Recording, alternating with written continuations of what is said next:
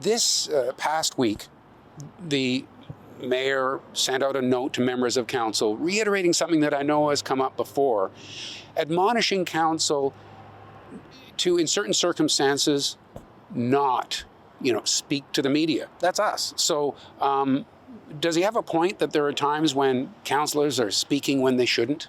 So what I would say is that all members of council and the mayor are all elected on our own right. So we are our own boss. The mayor isn't the boss of council.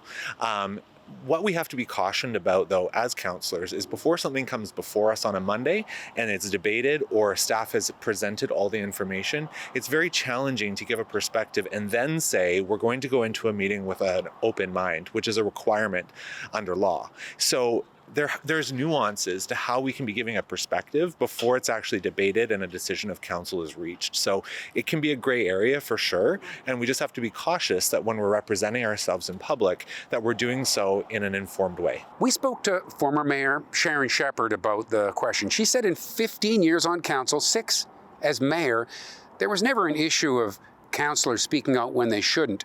She says the only time they absolutely shouldn't is when it's to discuss matters that are spoken in camera or in private sessions. When you were mayor, were there any constraints, real or imagined, on when a member of council should be allowed to speak publicly about things? Not that I remember. We had a fairly open dialogue on a lot of things, but certainly things that came to council related to policy.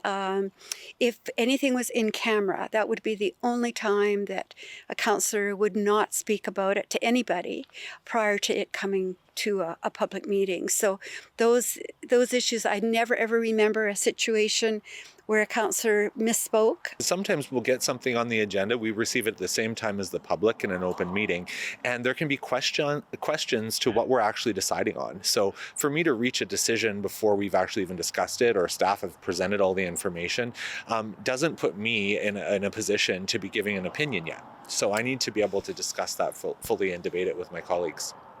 Yeah, I don't want to split hairs, but it seems to me a councillor could express an opinion. That's not the same as a decision. I mean, it would be letting the public know, these are my thoughts on it. I'm looking forward to the debate.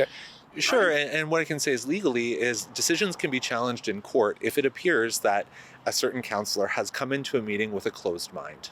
And so we might be deciding on a land use project, for example, and I might say, you know what, I don't really like that rezoning.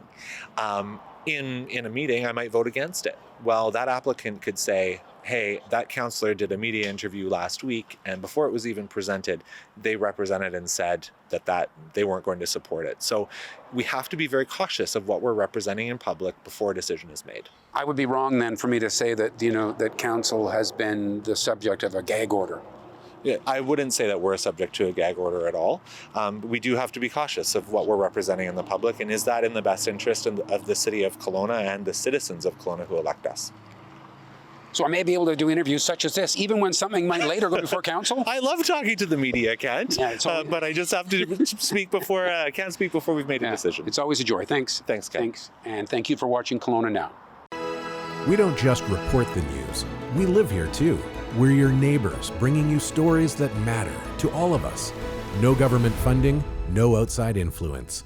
Kelowna Now, local, independent. News you can trust.